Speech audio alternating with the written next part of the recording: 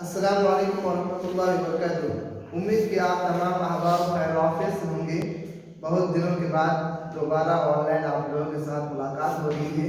City Urdu pedagogy जो आप लोगों को पढ़ाया था और नोट्स दिया था, उस नोट्स की रिवीजन मैं दोबारा आप लोगों को करा रहा हूँ ताकि आप लोगों के एग्ज़ाम की तैयारी अच्छी हो पाए। तो आप लोग ज़रा अपने पास नोट ज़रूर रखेंगे और नोट के हिसाब से ही आज बोर्ड में इंशाल्लाह समझेंगे। देखिए, सबसे पहले उर्दू पेडागोजी जो था, तो उर्दू पेडागोजी में ज़बान क्या है आपको जो सबसे पहले है, ज़बान क्या है। ज़बान क्या है हमने पढ़ा गया था। देखिए ज़बान, पहले नोट्स देखिए क्या लिखा हुआ है नोट्स में। ज़बान बोलियों के मजमूए का नाम है। ज़बान का मुताला इल्म लिसानियत भाषा विज्ञान कहलाता है। ज़बान बातचीत करने, अपने ख़यालात, एहसासात, जज्बात व तजुर्बात को लफ्ज़ों के सांचे में ढालकर बोलने के तरीक़ों का नाम ज़बान है। अब यहाँ तक बात समझ में आई। आगे देखते हैं, नोट्स ही पढ़ लीजिए पहले। बोली से ज़बान बनती है। बोली ज़बान की इब्तिदाई शक्ल होती है। जैसे जैसे इसका इस्तेमाल बढ़ता है, इसके तलफ़्फ़ुज़, लहजे, ज़ख़ीरा अल्फाज में तब्दीली आने लगती है। आम लफ्ज़ों में हम कह सकते हैं कि मखसूस जुग़राफ़ियाई हदूद में बग़ैर उसूल व क़वाइद के अवामी ज़रिया इज़हार के लिए इस्तेमाल की जाने वाली भाषा ही बोली कहलाती है। इसमें पढ़े लिखे, अनपढ़, छोटे बड़े सभी बिला झिझक एक दूसरे से बातचीत करते हैं। बोली का दायरा महदूद होता है। माहौल, इलाका और तमद्दुन की तब्दीली से बोली भी बनती रहती है।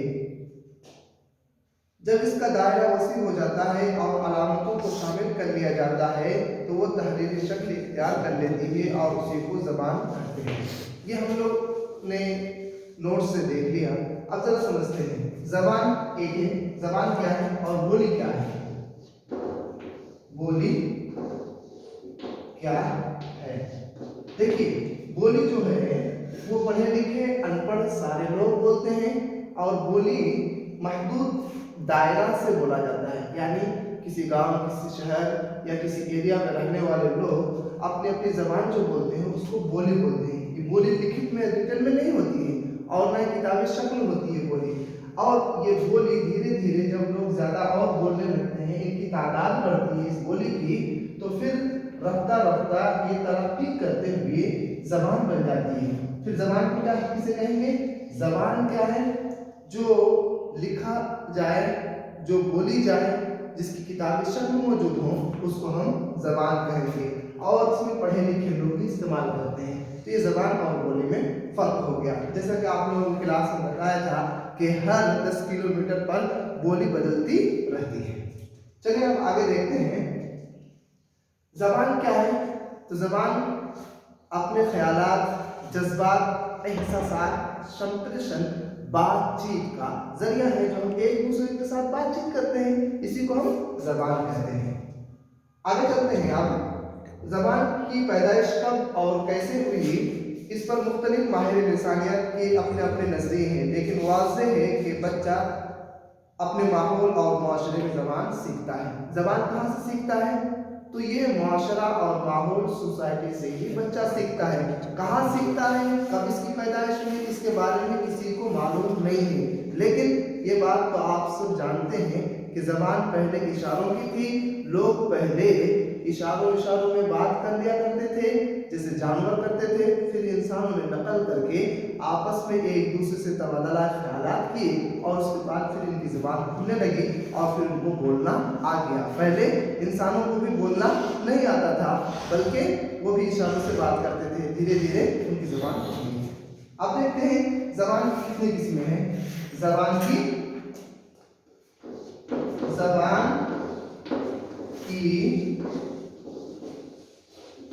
कितनी किस्में हैं? तो देखिए, ज़बान की 3 किस्में हैं।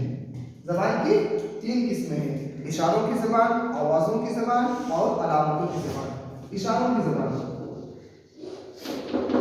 इशारों की ज़बान। नंबर 2, आवाज़ों की जबान। नंबर 3 अलामतों की जबान।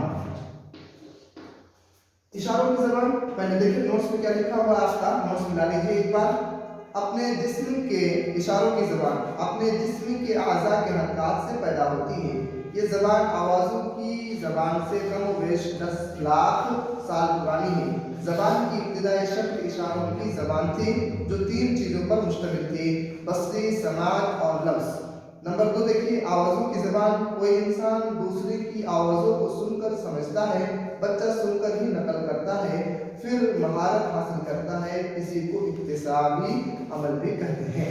देखिए जबान की 3 किस्में हैं। इशारों की जबान जो 10 लाख साल पुरानी, इससे आवाज़ों की जबान से ये इशारों में चुटकी भरना है कि नहीं, और हाथ वगैरह से इशारा करना, इसको बोलते हैं इशारों की जबान। ये सबसे पुरानी जबान। उसके बाद आवाज़ों की जबान। आवाज़ों की जबान जैसे हम आपसे बात कर रहे हैं तो ये आवाज़ों की जबान है। अलामतों की जबान जैसे हमने आपको क्लास में बताया था कि रेड लाइट वगैरह लगा हुआ है, ग्रीन, येलो और रेड, इसके हिसाब से आपको जाना है या रुकना है सड़क वगैरह में, तो ये अलामतों की जबान है। ये 3 आप समझ गए। जबान की कितनी किस्में हैं? तो 3 किस्में, इशारों की जबान, आवाज़ों की जबान और अलामतों की जबान। चलिए हम आगे सरसरी तौर पर आगे चलते हैं। अब हमें पढ़ना है मादरी जबान और मियारी जबान में फर्क। क्या लिखा मैंने? मादरी जबान और मियारी जबान।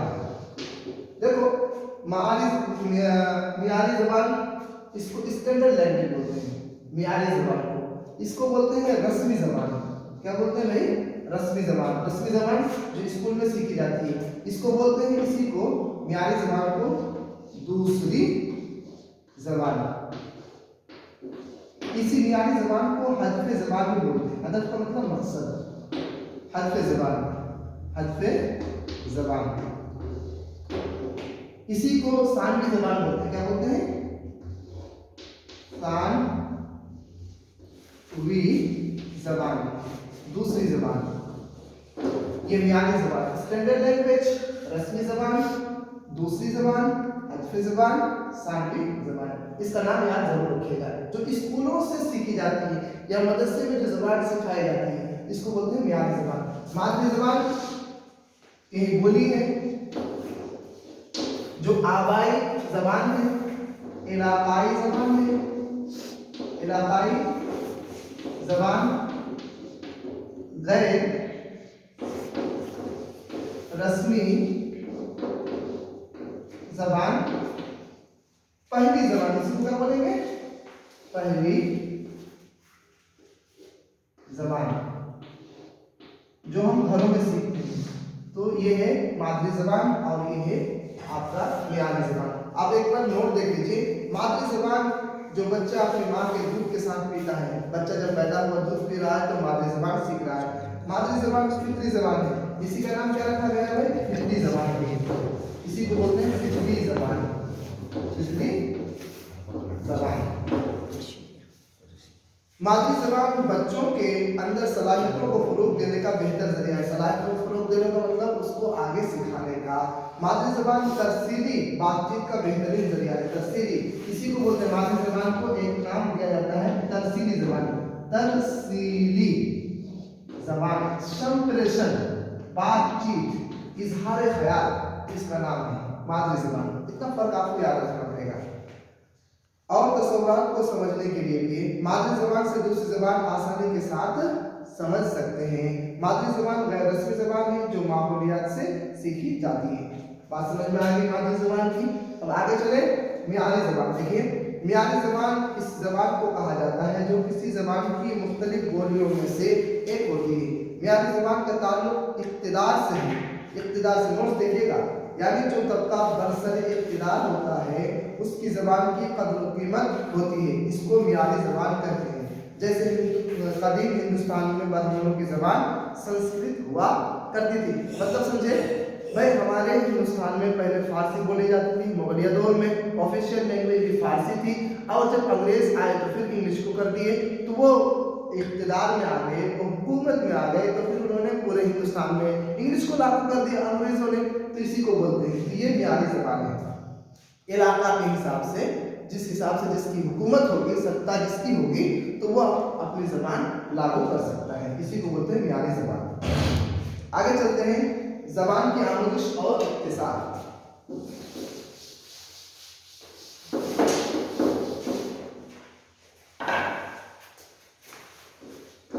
ज़बान की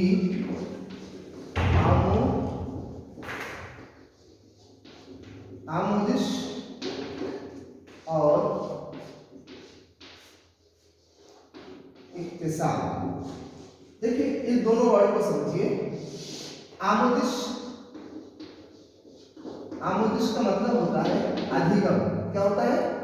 अधिगम। अधिगम का मतलब सीखना, जो स्कूल में जाकर सीखते हैं उसको बोलते हैं आमोजिश, इसी को बोलते हैं अधिगम। और इख्तिसार क्या है? ये अर्जन है। क्या है? अर्जन, हासिल करना, जो घर में सीखते हैं ना, अर्जन। अर्जन जो घरों में सीखते हैं, माँ से सीखते हैं, बाप से सीखते हैं, खानदान से सीखते हैं, और इस तरह से इलाकों से सीखते हैं, इसको इख्तिसार बोलते हैं। तो आमोजिश और इख्तिसार में अगर आपको सीटेट में फर्क पूछा जाए तो आमोजिश कहना अधिगम और इख्तिसार कहना अर्जन। ठीक, आगे चले। आगे देखिए क्या लिखा हुआ नोट्स में। ये आमोजिश सीखना तजुर्बात की बुनियाद पर बर्ताव में आने वाले निस्बतन मुस्तकिल तब्दीली को आमोजिश कहते हैं। भाई घर में बच्चा सीखा और उसके बाद अब वो जा रहा है स्कूल, तो उसके अंदर कुछ ना कुछ तब्दीलियां आ जाएंगी, बोलने का लहजा, लहजा, ढांचा, सिविलाइजेशन, तहजीब, तमद्दुन में उनका फर्क आ रहा है, शुरू हो जाएगा। तो इसी को बोलते हैं निस्बतन मुस्तकिल तब्दीली को आमोजिश कहते हैं, जो मदरसा स्कूल से सीखी जाती है, इसी को रस्मी ज़बान भी कहते हैं। तो बात होगी। आप देखिए नोट्स में देखिएगा, इख्तिसार भी एक फिक्री अमल है। बच्चा 4 साल तक तकरीबन अपनी मादरी ज़बान सीख लेता है, और जब स्कूल आता है तो उसके पास 5000 अल्फाज का ज़ख़ीरा होता है। यानी छोटा बच्चा जो घर में है 4 साल तक वो अपनी ज़बान, मादरी ज़बान सीख लेता है, और उनके पास कितने अल्फाज का ज़ख़ीरा हो जाता है? तकरीबन 5000 का, जब वो स्कूल आता है तो। और स्कूल में कब बैठाया जाता है भाई? 4 साल के बाद। बिस्मिल्लाह की रस्म कब की जाती है? 4 साल के बाद। तो ये इख्तिसार है और ये आमोजिश है। आमोजिश जो 4 साल के बाद स्कूल में सीखता है, इख्तिसार जो 4 साल से पहले घर में सीख जाता है। अब आगे चलते हैं। पहली ज़बान की तहसील के मराहिल। आपको जो ये पहली ज़बान की तहसील के मराहिल में लिखा था, फन तालीम, जैसे अंग्रेजी ज़बान, मेटोस, ये सब आप छोड़ दीजिए, इसको पढ़ने की कोई ज़रूरत नहीं है, ये कोई इम्पोर्टेंट नहीं है। आगे देखिए, एक लाइन, 2 लाइन, 2 लाइन छोड़ने के बाद एक साख्ती नजरिया, तामुली नजरिया और अमली नजरिया, ये 3 है इसके अंदर। वहाँ देखिए नोट्स में, ये तीनों को आपको पढ़ना है। क्या है भाई? तहसील के मराहिल, मरहला, स्टेप बाय स्टेप को बोलते हैं मराहिल।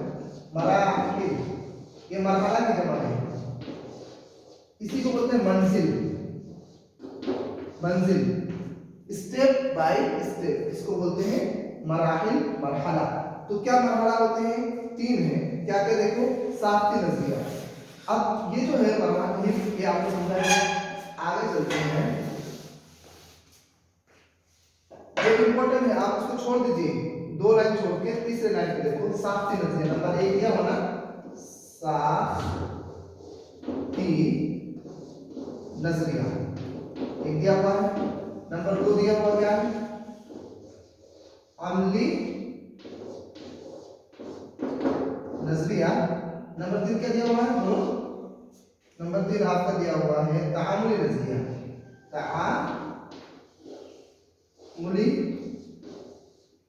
नजरिया, ये बहुत इंपॉर्टेंट है, ये तीनों को समझना पड़ेगा आपको। साख्ती नजरिया तो पहले समझने के लिए आप नोट्स देखो, इधर नहीं देखना, नोट्स देखो आप पहले। क्या लिखा हुआ है?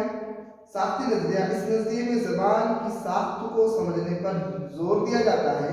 साख्त में अल्फाज की तश्कील व तरतीब, जुमलों की तश्कील व तरतीब और कवायद का अमल शामिल है। क्या मतलब? साफ बनावट को बोलते हैं। भाई छोटा छोटा जुमला है ना, उस जुमलों को आप बनाओगे, संवारोगे, बड़े करोगे, किस तरह से, जिस अलिफ से लेकर या तक आपको याद है। अब आपको बाप लिखना है, आपको मम्मी लिखना है, आपको माँ लिखना है, तो आप कैसे जुमले सेट करोगे? फिर मम्मी आई, पापा आए, ऐसे जुमले आप बोलोगे, बनाओगे, तो ये साख्ती नजरिया है। अमली नजरिया क्या है? अब देखो नंबर 2 पे, इस नजरिया में जबान ज़्यादा ज़बान के इतलाक़ को अहमियत दी जाती है, यानी तलबा मुख्तलिफ सूरत हाल में ज़बान का इस्तेमाल अमली मश्क के ज़रिए सीखते हैं, मसलन मज़मून निगारी, खुतूत नवीसी वगैरह। अमली नज़रिया अमल, देखो अमल का मतलब मैंने समझाया था क्लास में, अमल का मतलब तो होता है काम होता है, एक्टिविटी। तो बच्चे काम करेंगे। नज़रिया मतलब ख्याल, नज़रिया मीन्स क्या होता है? ख्याल। तो ये बच्चे काम करेंगे। काम क्या करेंगे? वो कुछ लिखेंगे, खुतूत लिखेंगे, खत लिखेंगे, लेटर्स लिखेंगे, मजमून लिखेंगे या कोई थीसिस वगैरह लिखेंगे। तो ये है अमली नजरिया। तो बच्चों को काम में लगाया जाएगा, तो ये इसी को अमली नजरिया कहेंगे। नंबर 3 देखो, तामुली नजरिया।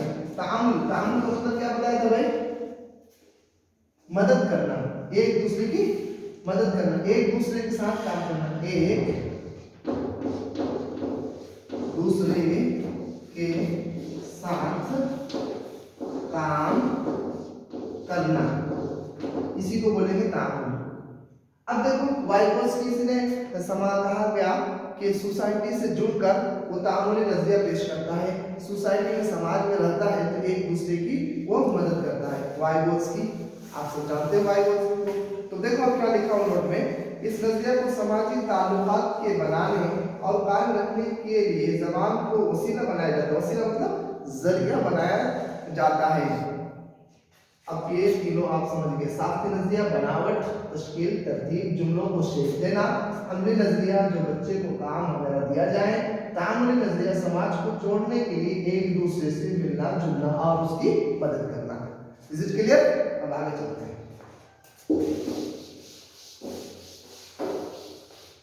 देखो आगे जो आपका नोट्स में दिया हुआ है ना, पहली जबान यानी मादरी जबान की तहसील के 6 मराहिल हैं, तो आप उसको छोड़ दो, ये कोई इंपॉर्टेंट नहीं है। बोलने से कबल का मरहला ये इंपॉर्टेंट नहीं है, तो ये आप छोड़ दो। 1 2 3 4 5 लाइन छोड़ दो। अब उसके बाद आगे देखो, दूसरी जबान की आमोजिश के मराहिल क्या लिखा हुआ है? दूसरी जबान के आमोजिश के मराहिल। इसको जरा देख लेते हैं, इधर समझाया गया था, फिर भी एक बार देखो सरसरी तौर पर। पहले नोट देखो, जबान सीखने की 2 सूरतें। जबान सीखने की 2 सूरतें क्या क्या? एक फितरी, नंबर 2 रस्मी। फितरी इसी को इक्तिसाब बोलते हैं, इसी को मादरी बोलते हैं, इसी को गैर रस्मी बोलते हैं, जो माँ, घर और पास पड़ोस से सीखते हैं। रस्मी जो स्कूल, मदरसा या कहीं कोचिंग वगैरह में जाकर जबान सीखते हैं। ठीक, आगे चलते हैं। नोट्स में ही देखो, फितरी जबान ही मादरी जबान है जो आस पास से सीखी जाती है। रस्मी जबान ये है कि दूसरी जबान या मुआविन जबान है। देखो रस्मी जबान के एक और नाम याद रख लेना, मुआविन जबान। मुआविन जबान, इस जबान को हमने कहा था ना मियारी जबान, स्टैंडर्ड लैंग्वेज। तो मुआविन, मुआविन का मतलब क्या होता है? मददगार। तो ये मददगार तो आपका सहायक है। आपकी जो मादरी लैंग्वेज है तो वो ओरिजिनल है, और उसके बाद जो आप उर्दू, अरबी, फारसी, इंग्लिश, संस्कृत जो भी जबान सीखते हैं तो वो मुआविन जबान है, दूसरी जबान आप सीख रहे हैं। अब आगे चलते हैं, आपका नोट्स में क्या है? जबान की आमोजिश की 5 सूरतें हैं। जबान की आमोजिश की 5 सूरतें जो है नोट्स में देखोगे तो ये भी कोई इंपॉर्टेंट नहीं है, आप इसको भी छोड़ दो। ठीक है, अब सफा नंबर 3 पे आ जाओ, पेज नंबर 3 पे। पेज नंबर 3 में क्या है? तदरीस के उसूल और तदाबीर। क्या लिखा है भाई? तदरीस के उसूल व तदाबीर। तदरीस के उसूल, भाई आप टीचर बनने जा रहे हो सीटेट पास करने के बाद, तो तदरीस कैसे आप पढ़ाओगे, पढ़ना पढ़ाना को ही तदरीस बोलते, कैसे पढ़ाओगे, तो उसूल कौन सा कानून आप नाफिज करोगे, किस अंदाज में आप बच्चों को समझाओगे, तदाबीर क्या क्या तरीके अपनाओगे, कौन कौन से रूल्स आप फॉलो करोगे, ये है तदरीस के उसूल व तदाबीर। तो चलो एक बार नोट देख लेते हैं। कामयाब और नतीजा खैज तदरीस के लिए मुअल्लिम को चंद उसूलों को अपनाना जरूरी है। ये उसूल मंदरजा ज़ेल है। देखो नंबर 1, मालूम से नामालूम की तरफ, आसान से मुश्किल की तरफ, कुल से जुज़ की तरफ, मादी से गैर मादी शय की तरफ, खास से आम की तरफ, तज्ज़िया से तरकीब की तरफ, शनासा से गैर शनासा की तरफ। इसमें मुअल्लिम जाने पहचाने वाक़िआत, जुमलों और मिसालों के ज़रिए तदरीस करता है, फिर तालीम बयान की जाती है। इसको इस्तिक़राई तरीक़ा कहते हैं। देखो आप पढ़ाने जा रहे हो, शिक्षक हो, तो इसके लिए आपको कुछ तरीके फॉलो करने पड़ेंगे। सबसे पहला तरीका क्या है, बच्चों को जब आप समझाओगे इस्तिक़राई तरीका अपनाओगे। क्या अपनाओगे? इस्तिक़राई तरीका। इस्तिक़राई तरीका किसे कहते हैं भाई? भाई छोटे बच्चे हैं, अब वो 4 साल के बाद वो स्कूल आया पढ़ने के लिए, तो आप स्कूल में सिखाओगे, तो सबसे पहले क्या करोगे भाई? अरे रास्ते में आ रहा था, पेड़ पौधे तुमने देखा, फूल सब्जियां वगैरह के तुमने देखा, अब जरा बताओ फूल पेड़ पौधे जो तुमने देखा है उससे हमारे लिए क्या फायदे हैं? तो कहेगा कि भाई गर्मी पे हम उसके नीचे बैठते हैं, फूल से हम खुशबू हासिल करते हैं। तो आप ईवीएस पढ़ाना चाहते हो, तो आप कहोगे कि भाई इससे क्या होगा, हमारा जो खराब गैस है वो एक्सेप्ट करता है और वो सांसें लेने के लिए हमें अच्छे सांस यानी अच्छी हवा ऑक्सीजन हमें देता है। तो आप क्या कहोगे? ये इस्तिक़राई तरीका है। तो आप पहले आसान चीज को समझाओगे, उसके बाद उसकी तारीफ समझाओगे, मिसाल दोगे और उसके बाद आप तारीफ याद कराओगे। इसी का नाम क्या है? इस्तिक़राई तरीका। इसी को बोलते हैं मालूम से नामालूम की तरफ। इसी का नाम क्या रखा जाता है? मालूम से नामालूम। इसी का नाम क्या रखा जाता है भाई? इस्तिक़राई का मारूफ से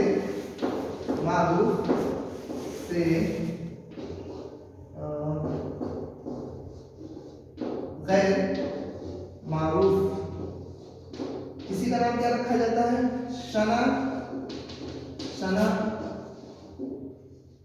शनासा से गैर का मतलब नहीं, गैर शनासा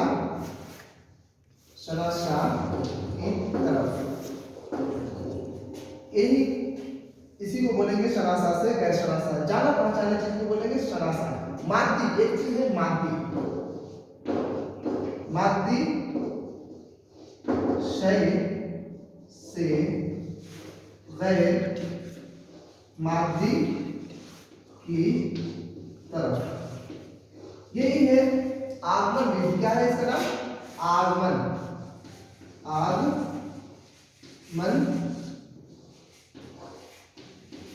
विधि। आगमन विधि क्या होता है भाई? मादी शय, जो चीज मौजूद हो, जो वस्तु मौजूद हो, तो उनको पहले समझाएं, उसके बाद जो चीज मौजूद ना हो कल्पना के तौर पर उसको समझाना। तो पहले मिसालें देना, उसके बाद तारीफ समझाना। इसी का नाम है इस्तिक़राई तरीका। एक इसका उल्टा है, वो क्या है? इस्तिख़राजी तरीका। क्या है? इस्तिख़राजी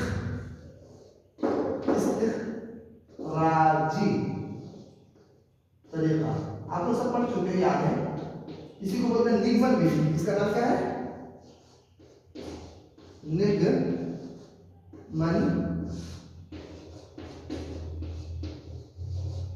विधि। निगमन विधि क्या होता है भाई?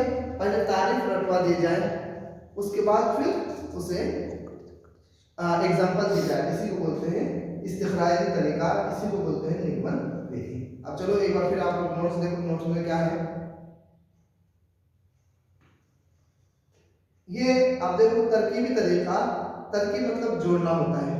क्या लिखा है 1 नंबर पे? तरकीबी तरीका है जुज़ से कुल की तरफ। जुज़ छोटे छोटे को बोलते हैं और कुल जो मुकम्मल हो यानी छोटी यूनिट, उसको देखो तहलीली तरीका। तहलीली ये खास इतना इंपॉर्टेंट नहीं है, लेकिन फिर भी समझ लो।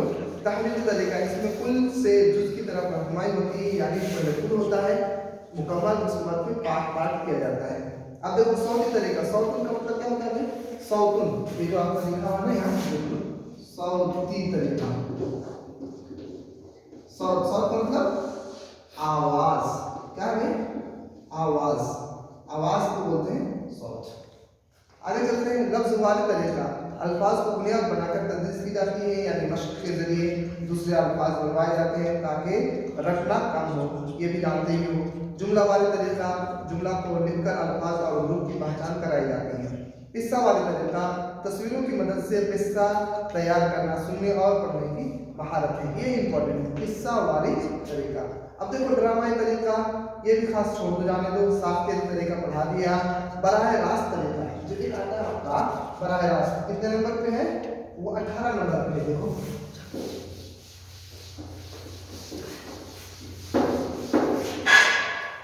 बराह रास्त तरीका, बराह रास्त तरीका, डायरेक्ट मेथड, यानी आप इंग्लिश जबान को सीखना चाहते हो तो सबसे पहले आप कोचिंग सेंटर ज्वाइन करोगे, आप वहीं पे आपको इंग्लिश में ही बोलनी पड़ेगी, आप हिंदी या मादरी जबान बिल्कुल इस्तेमाल नहीं करोगे। इसी को बोलेंगे बराह रास्त तरीका। बराह रास्त यानी डायरेक्ट, बराह रास्त मतलब क्या होगा? डायरेक्ट। आगे चलते हैं, सौती जबानी तरीका, सौती जबानी ऑडियो लिंगुअल मेथड। सौती जबानी तरीका एक आता है आपका नंबर 19 है, सौती जबानी तरीका, ऑडियो लिंगुअल मेथड। ये क्या होता है? विश्व चौधरी के बारे में बताया था। अमेरिका को फौज की जरूरत पड़ी तो पूरी दुनिया भर से गए।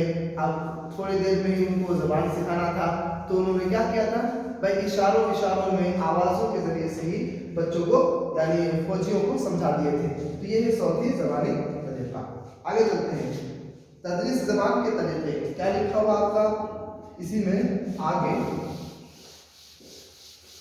क्योंकि आप लोगों को नोट्स पढ़ने में तकलीफ होती है ना मेरी राइटिंग, तो इसलिए मैंने आपको फिर दोबारा क्लास लेके आया और नोट्स पढ़ के ऐसा सुना रहा हूँ।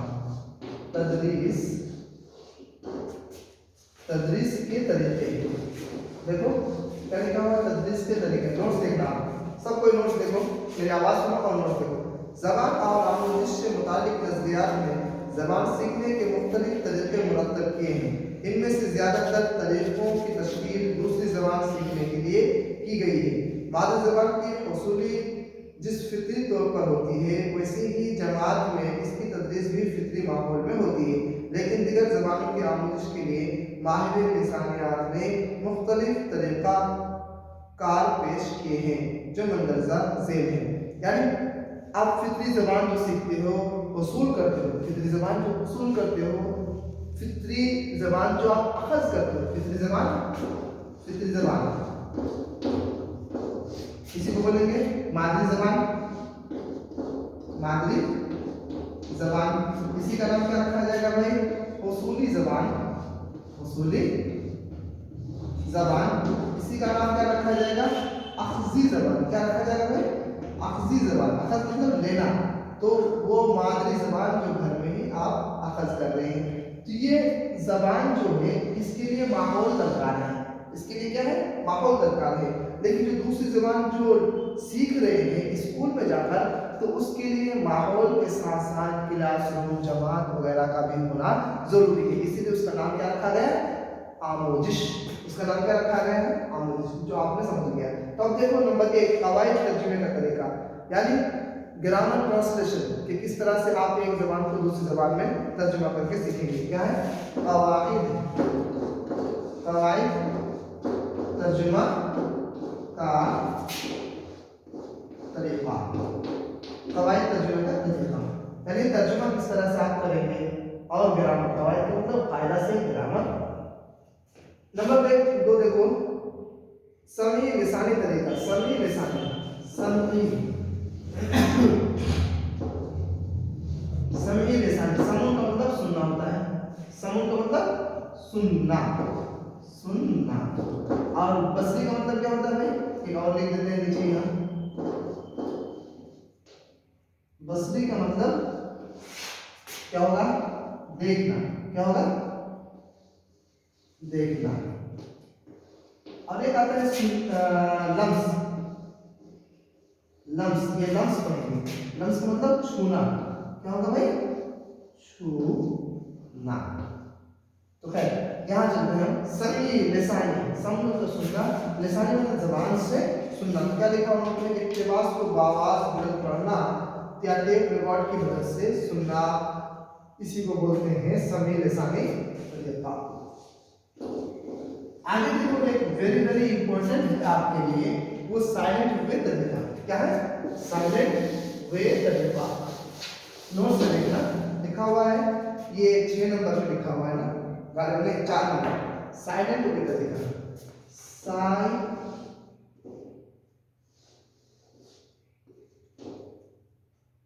साइलेंट वे तरीका। साइलेंट वे तरीका क्या है? खामोश, खामोशी के साथ। क्या यहाँ देखो,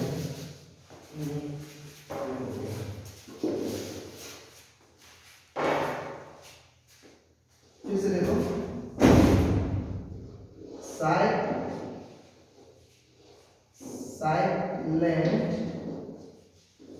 वे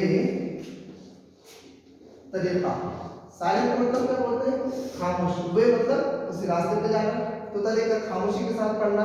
तो ये क्या होता है? उस्ताद खामोश हो और कलमा पढ़े, यानी आप लोगों को कह दिया आप चैप्टर पढ़ो, नोट्स पढ़ो, मैं बैठे बैठे सुन रहा हूँ, जहाँ गलत पढ़ रहे हो आपको बता दो, किसी को बोलते हैं साइलेंट वे तरीका। ये एजुकेशन में नाफिज है और ये सीटेट में भी आपका सवाल आता है। आगे चलते देखो, टोटल फिजिकल रिस्पॉन्स। क्या number? 5 number. Total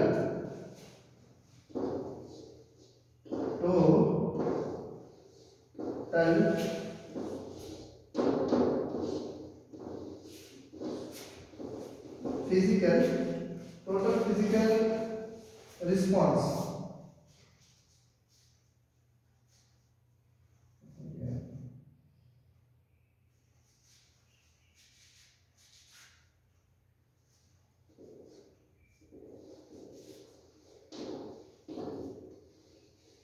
total physical response यानी कुल जिस्मानी तालीम।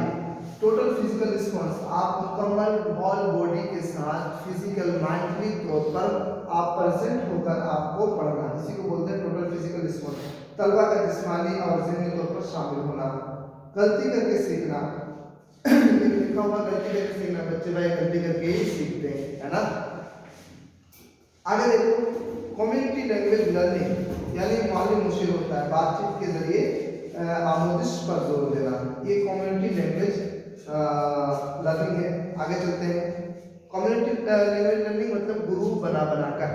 आगे देखो नोट्स में, तदरीस में तलबा की शमूलियत, शिद्दत तदरीस, दो तरफा अमल है, अमली ज़िंदगी से रब्त, साबिक़ा इल्म से रब्त। आगे देखो 10 नंबर, नफ्सियाती और मंतिक़ी तरीक़ा तरतीब, मवाद तलबा की नफ्सियात पर हो, तौज़ीहात TLM का इस्तेमाल हो, ये सब खैर खास ज़रूरी नहीं है। आगे चलते हैं, पेज नंबर 4 देखो, हर ज़बान के तदरीस के लिए 4 महारतों का होना ज़रूरी है। पेज नंबर 4 देखो, बहुत इंपॉर्टेंट है।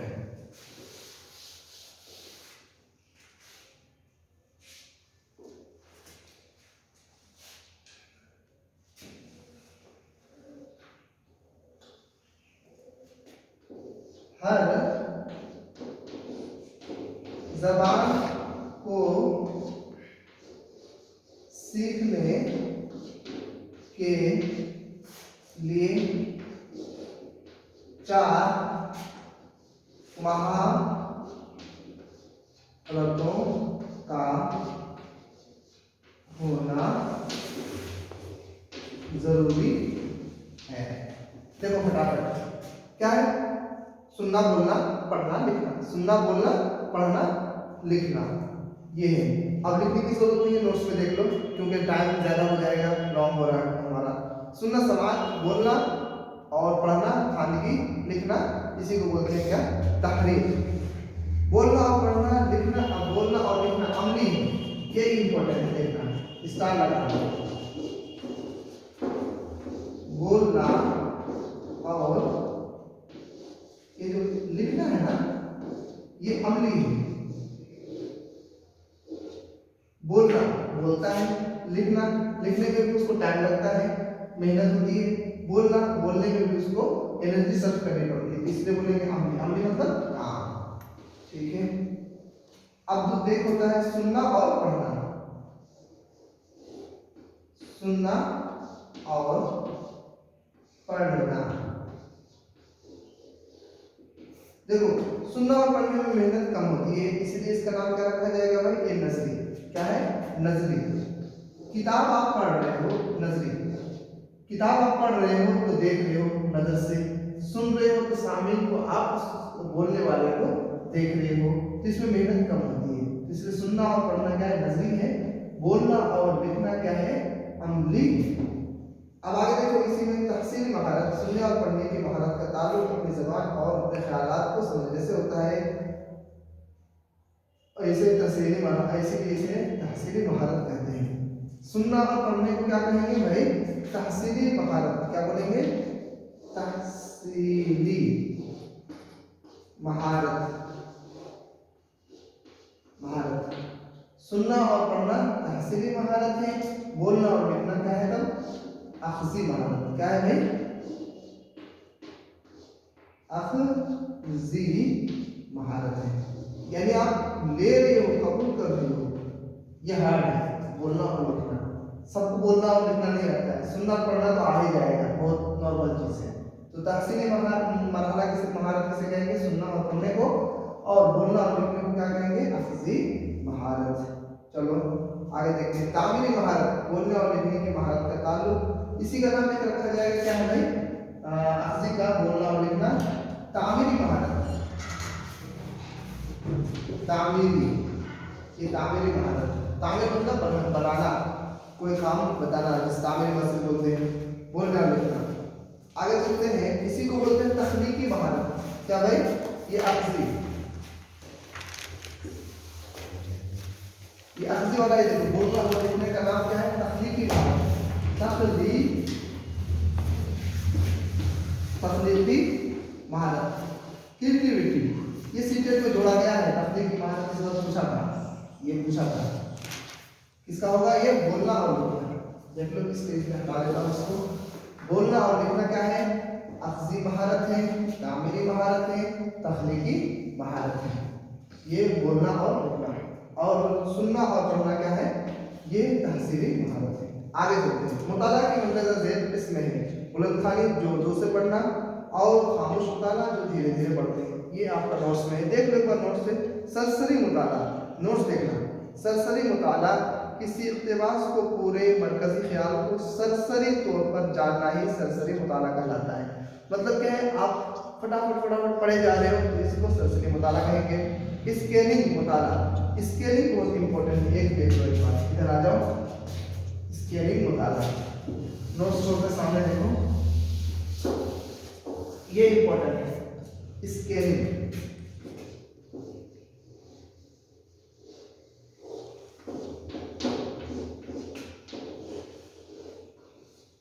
स्केलिंग मुताला, ये क्लास में समझाया था ना, स्केल करना सीधे स्केल करना समझाया था, याद है? देखो किसी इक़्तिबास के, इक़्तिबास जो पैराग्राफ है तो पूरे मरकज़ी किसी इक़्तिबास के खास मालूमात की खोज के मकसद से जो सरसरी मुताला किया जाता है उसे स्केलिंग मुताला कहा जाता है।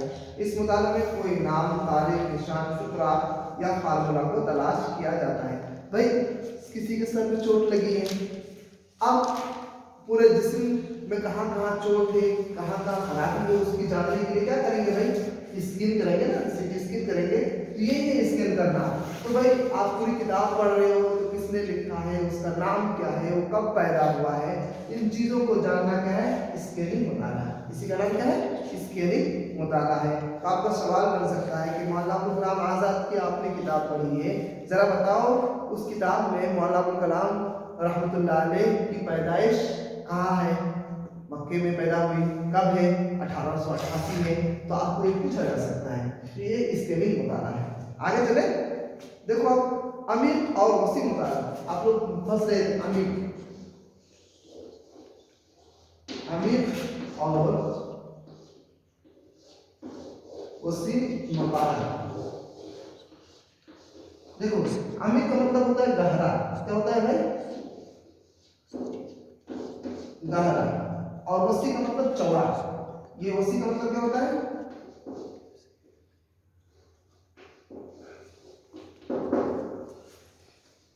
चौड़ा, चौड़ा, बड़ा, मुताला स्टडी, तो बहुत ज्यादा स्टडी करना। तो नोट्स देखो क्या लिखा हुआ है, इसका ताल्लुक आमतौर पर मतन के बारीकी, मतन जो चैप्टर है उसकी बारीकी, तरकीब और तफहीम से है, यानी इबारत को हर पहलू पर गौर किया जाए। इबारत को अच्छी तरह से समझ रहे हो, पढ़ रहे हो, समझ के पढ़ने को क्या कहेंगे, कुल मिला के अमीर और वसी मुताला का नाम क्या है भाई, समझ कर पढ़ना, समझ कर पढ़ना, या तफहीम, क्या बोलेंगे, तफहीम हासिल करना, इसी का नाम क्या होगा, अमीर और वसी मुताला। चलो हम आगे चलते हैं। बुलंद खानी, जोर से और खामोश मुताला। बुलंद खानी मुताला का ताल्लुक इब्तिदाई जमात के बच्चों से। वह बुलंद खानी किसे कराएंगे, छोटे छोटे बच्चों को बुलंद खानी, जो छोटे छोटे बच्चे हैं उनको नज़म वगैरह, गीत वगैरह पढ़ाएंगे जोर जोर से, इसी को नाम रखा जाएगा बुलंद खानी। खानी मतलब पढ़ना या खानगी, खानगी इसी को बोलते हैं पढ़ना, क्या बोलेंगे भाई, पढ़ना। और खामोश बड़े बच्चों के लिए, खामोश, आप लोग अभी जैसे पढ़ रहे हो खामोशी के साथ, खुद को डिस्टर्ब मत करो भाई, मुझे मुताला कर रहे हो, ये खामोश मुताला, धीरे धीरे पढ़ना, मन में। आगे चले, अब देखो उर्दू लिखना सिखाने के तरीके, ये भी बहुत इंपॉर्टेंट है, ये सब्जेक्ट में आता है सिर्फ 12 वालों के लिए, और आप 1 to 5 वालों के लिए भी आ सकता है, लेकिन आपको सब लोगों को ध्यान देना है। देखो उर्दू लिखना सिखाने के क्या तरीके हैं, नोट्स देखो मैंने क्या लिखा, अबजदी तरीका, ये एक कदीम तरीका है, क्या, अबजदी तरीका एक कदीम तरीका है, तदरीस है, जिसमें सबसे पहले हुरूफ तहज्जी लिखना सिखाया जाता है, फिर हुरूफ की शक्लों की मशक कराई जाती है, इसके बाद जुमला लिखना सिखाया जाता है। क्या नंबर 1 है, अबजदी तरीका, अबजदी तरीका भाई, ए बी सी डी अलिफ बा ता सा छोटे बच्चों को सिखाते हैं, इसी का नाम क्या है, अबजदी तरीका, ठीक है। नंबर 2 क्या है, देखो नोट्स में, पेस्टोलॉजी तरीका, पासिंग पेस्टोलॉजी तरीका, ये तरीका क्या होता है, देखो नोट्स में क्या लिखा हुआ है, इसमें बच्चों को बहुत ही कम उम्र में लिखने की मशक कराई जाती है, इसमें सीधे हुरूफ ना लिखाकर खुतों की मशक कराई जाती है, यानी सीधी लाइन, आड़ी लाइन वगैरह मुख्तलिफ शक्लों की मशक, जैसे गोल, दायरा, आधा गोला, नुक्ते वगैरह सिखाया जाता है। ये बहुत अच्छा तरीका है। ये तो कदीम तरीका है, कदीम मतलब पुराना है। अबजदी तरीका क्या है, पुराना तरीका है, और ये जो पेस्टोलॉजी तरीका है ये जदीद तरीका क्या है, जदीद तरीका है लिखना सिखाने के लिए। अब इसमें क्या करते हैं भाई, छोटे बच्चे 3 साल के 4 साल के हैं, आप उसको पहले सिखाएंगे, ये खींचो, आपने कर दिया ये डॉट डॉट डॉट डॉट, ये सीधी लाइन है, अब बच्चे इसे खींचते हैं। अब जैसे डॉट देना, कॉमा देना, फुल स्टॉप देना, ये सारी चीजें छोटे बच्चों में सीख जाते हैं, इसको बोलते हैं पेस्टोलॉजी तरीका, और ये तरीका सबसे ज्यादा राइज है। एक आता है तीसरा मॉन्टेसरी तरीका, इस तरीका का मुजीद हिस्ट्री की एक खातून डॉक्टर मरियम मॉन्टेसरी है, रंगीन टुकड़ों के हुरूफ को शक्ल में काटकर या छूकर इनकी पहचान कराई जाती है। ये उर्दू के लिए मुफीद नहीं है, क्या है, मॉन्टेसरी तरीका, क्या लिखा होगा, मॉन्टेसरी तरीका, मॉन्टेसरी तरीका। ये क्या होता है, गुच्छे वगैरह ये काटो, ये बना हुआ रहता है, ए लिखा हुआ है, बी है, सी है, डी है, अब इसको मिलान करने का आता है, इसको बोलते हैं मॉन्टेसरी। अब चले आगे, देखो नोट्स में क्या लिखा है, तदरीसी व आमूशी मवाद, क्या है, बहुत इंपॉर्टेंट है, पेज नंबर आपका क्या है, वही 4 के आखिर में देखो, तदरीसी व आमुदशी मवाद। मवाद कंटेंट्स को बोलते हैं, जो इंपॉर्टेंट चीजें TLM, इसका नाम क्या रखा जाता है? TLM, बहुत इंपॉर्टेंट है, इसका ध्यान देना। क्या है? पढ़ो पहले नोट्स, सबको नोट्स की तरफ देखना। तदरीसी व आमुदिशी मवाद, तदरीसी व आमुदिश के अमल को मुअस्सिर बनाने के लिए, इफेक्टिव बनाने के लिए जिन वसाइल का इस्तेमाल किया जाता है उसे तदरीस व आमुदिशी वसाइल कहते हैं।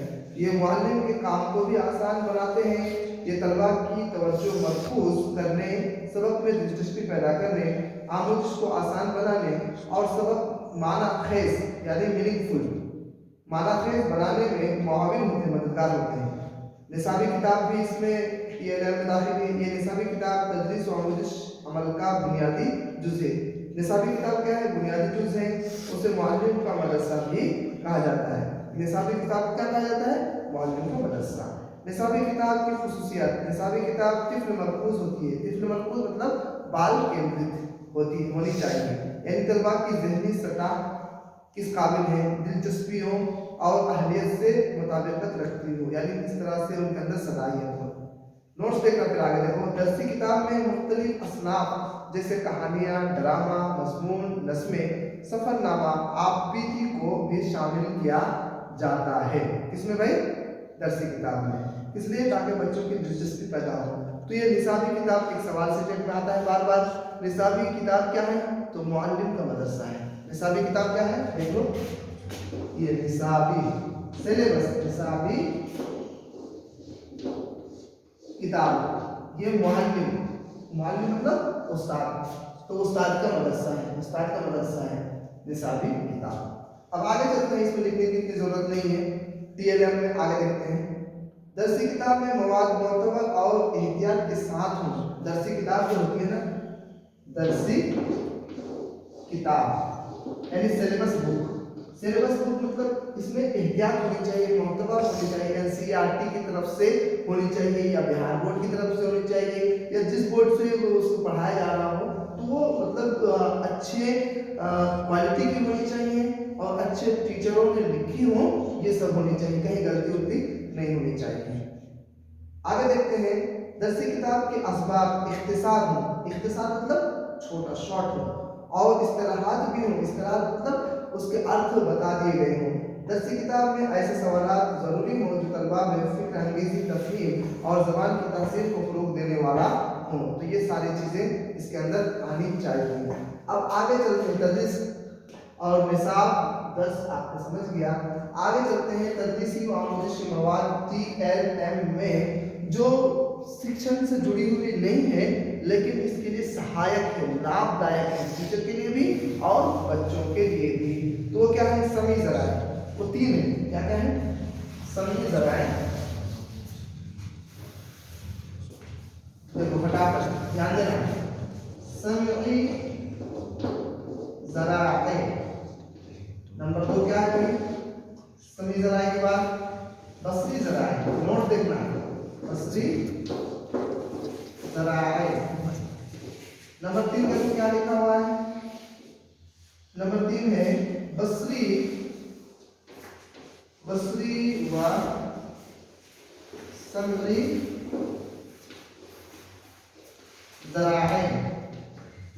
देखो समी सुनना से है, सुनना, जैसे रेडियो,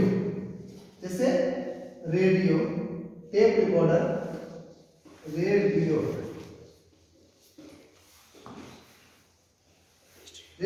टेप रिकॉर्डर, लैंग्वाफोन, ये समी है जिससे सुन सकते हो। बसरी देखना, क्या मतलब होता है भाई? देखना, जैसे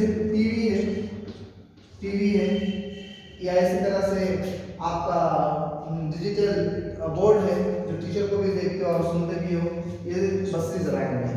बसरी व समी ज़राए जिसको आप सुन भी सकते हो और देख भी सकते हो, दोनों काम होगा, जैसे टीवी। तो ये सब क्या है? आपका समी। अब आता है ये क्या है? लेक्चर जो सुनाया जाता है ना, लेक्चर जो दिया जाता है थीसिस वगैरह, तो ये किस में आएगा? तो ये समी ज़राए में आएगा, तो आप सिर्फ सुन सकते होगे। नहीं, लेक्चर क्या होगा भाई, कोई किसी ने लिखा होगा लेक्चर, तो आप उसको देख कर पढ़ रहे होंगे, तो ये बसरी ज़राए में होगा। मिसाल के तौर पर अभी आपके पास कोई किताब है, तो ये किताब जो है ये समी ज़राए हैं या बसरी है या समी बसरी दोनों है, तो आप क्या बोलोगे, किताब जो आपके पास मौजूद है वो बसरी है। क्या है?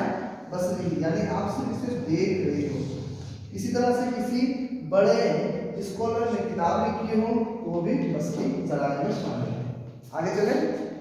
अब बहुत इम्पोर्टेंट आपका सवाल है, वो क्या है, तदरीसी व आमूज़ी मवाद, अंदाज़ाए क़द्र। क्या है? अंदाज़ाए क़द्र और उसके अक़साम, मूल्यांकन, तश्कील अंदाज़ाए क़द्र। ये इंशाअल्लाह कल आपको समझा दिया जाएगा और बहुत इम्पोर्टेंट है, इसलिए आप तमाम लोग इसको देखें। और आज बहुत वक्त हो चुका है, ज़रूर इनको देखें और इंशाअल्लाह फिर आगे इसका हल कराएंगे। अस्सलाम वालेकुम।